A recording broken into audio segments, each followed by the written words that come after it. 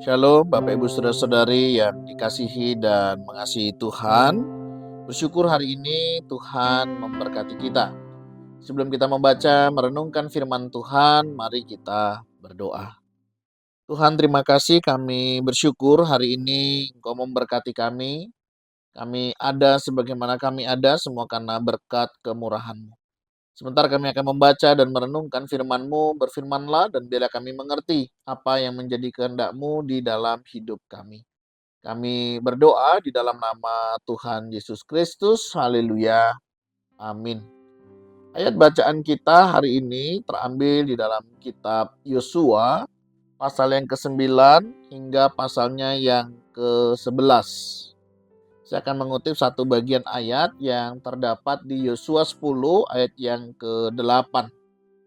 Berfirmanlah Tuhan kepada Yosua, "Janganlah takut kepada mereka, sebab Aku menyerahkan mereka kepadamu.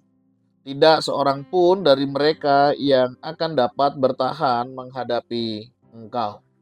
Amin. Demikian firman Tuhan. Mari kita merenungkannya.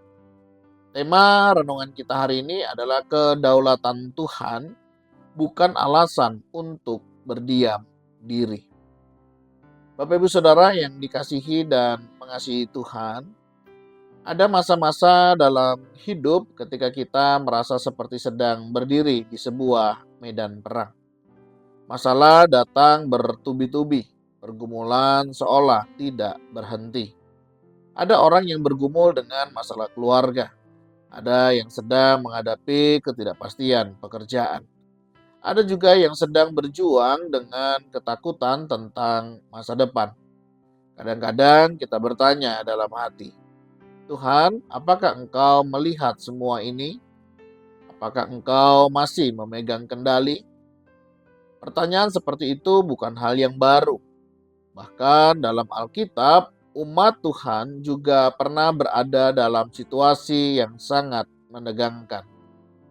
Dan di tengah situasi seperti itu, Tuhan menyatakan sesuatu yang sangat penting tentang dirinya. Dia adalah Allah yang berdaulat. Bukan hanya berdaulat secara umum, tetapi berdaulat atas segala sesuatu, dimanapun dan sepanjang waktu.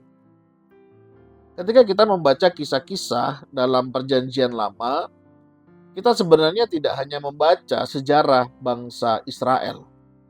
Yang paling penting dari semua kisah itu adalah penyataan Allah tentang dirinya. Melalui setiap peristiwa, Allah sedang memperlihatkan siapa Dia sebenarnya. Dalam kisah-kisah itu, kita melihat hikmat Allah yang melampaui pikiran manusia. Kuasa Allah yang sanggup mengalahkan musuh apapun. Kesetiaan Allah yang tidak pernah meninggalkan umatnya. Kekudusan Allah yang tidak bisa berdamai dengan dosa. Kasih Allah yang terus mencari manusia yang berdosa. Lebih dari itu, melalui kisah-kisah tersebut, Allah secara perlahan menyingkapkan rencana penebusannya. Dia menunjukkan bahwa dosa harus dihukum, pengampunan membutuhkan pengorbanan, dan manusia berdosa hanya bisa kembali kepada Allah melalui jalan yang Dia sediakan. Seluruh kisah Perjanjian Lama sebenarnya sedang menunjuk ke depan. Semua itu mengarah kepada satu pribadi, Yesus Kristus, Sang Juru Selamat dunia. Sekarang kita melihat satu peristiwa yang penting dalam Yosua pasal 9 sampai 11. Pada saat itu bangsa Israel harus menghadapi koalisi 5 raja Amori yang bersatu melawan mereka. Bayangkan situasinya. Yosua harus memimpin sebuah bangsa yang baru saja memasuki tanah perjanjian untuk menghadapi 5 kerajaan sekaligus. Secara manusia, ini adalah situasi yang menakutkan. Setiap pemimpin pasti akan merasa gentar. Namun di tengah situasi itu, Tuhan berbicara kepada Yosua, "Janganlah takut kepada mereka, sebab Aku telah menyerahkan mereka ke dalam tanganmu." Perhatikan satu kata yang sangat penting, telah. Tuhan tidak berkata, "Aku akan menyerahkan mereka." Tuhan berkata, "Aku telah menyerahkan mereka." Artinya apa? Bahkan sebelum perang dimulai, Tuhan sudah menentukan hasilnya. Ini menunjukkan sesuatu yang luar biasa tentang kedaulatan Allah. Allah tidak memerintah dunia secara samar atau umum. Dia memerintah dengan sangat spesifik. Kemenangan atas raja tertentu di tempat tertentu pada waktu tertentu. Semua itu sudah ada dalam rencana Allah sebelum Yosua lahir, sebelum raja-raja Amori memerintah, bahkan sebelum bangsa Israel memasuki tanah perjanjian. Inilah kemuliaan Allah kita. Dia bukan hanya Tuhan atas alam semesta, Dia juga Tuhan atas detail kehidupan kita. Tidak ada pergumulan yang terlalu kecil baginya. Tidak ada masalah yang luput dari perhatiannya. Namun disinilah pelajaran rohani yang sangat penting. Jika Tuhan sudah menentukan kemenangan, apakah Yosua boleh duduk santai di kemahnya? Apakah tentara Israel boleh berkata, "Kalau Tuhan sudah menjamin kemenangan, kita tidak perlu berperang"? Tidak. Meskipun Tuhan sudah menentukan hasilnya, Yosua tetap harus memimpin pasukannya perang. Mereka tetap harus berjalan menuju medan perang, mengangkat pedang, berjuang dengan keberanian.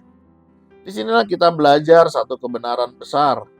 Kedaulatan Allah bukan alasan untuk hidup pasif. Tuhan memang menetapkan hasil akhirnya, tapi Dia memilih untuk menggenapi rencananya melalui tindakan manusia yang taat. Ini bukan tentang memilih antara kedaulatan Allah atau tanggung jawab manusia. Keduanya berjalan bersama-sama. Allah mencurahkan kasih karunia-Nya dan kita merespon dengan iman dan ketaatan. Cara kita bersandar kepada kedaulatan Tuhan bukan dengan berdiam diri.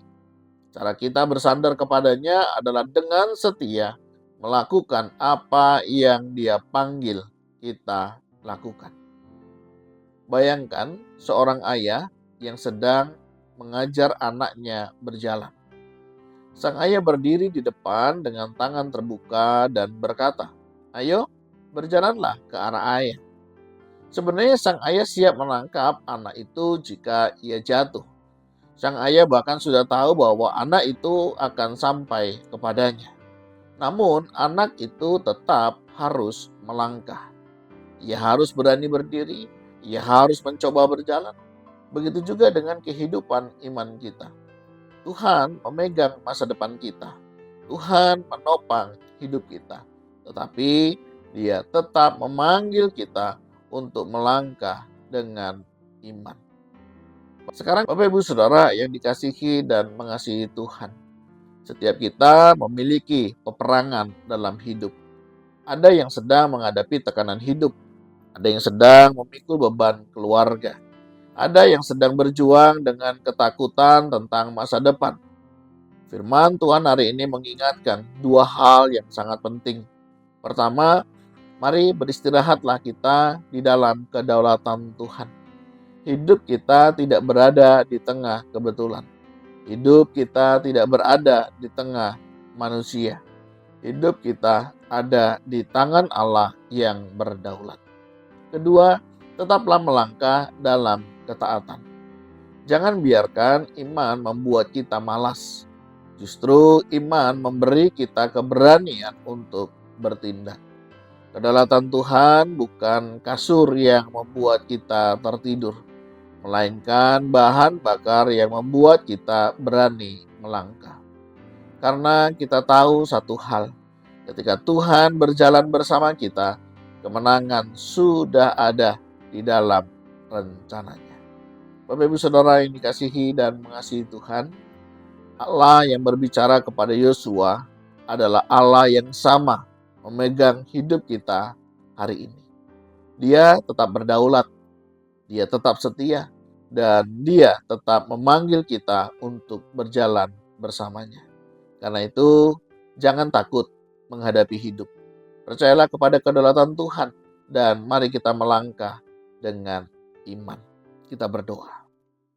Bapa di surga, terima kasih karena Engkau adalah Allah yang berdaulat atas hidup kami. Ketika kami menghadapi pergumulan, tolong kami untuk tidak hidup dalam ketakutan.